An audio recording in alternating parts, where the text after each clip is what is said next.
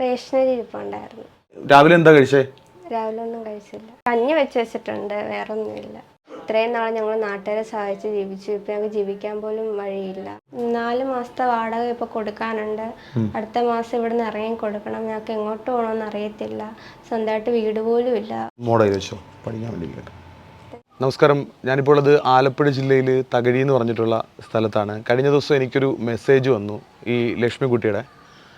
ചേട്ടാ, ഇവിടം വരെ വന്നില്ലെങ്കിൽ ചിലപ്പോൾ ഞങ്ങളുടെ ജീവിതത്തിൽ എന്താ ലക്ഷ്മി പറഞ്ഞ എന്തായിരുന്നു? ആത്മഹത്യ വരെ നടക്കുന്ന സാഹചര്യമാണ്.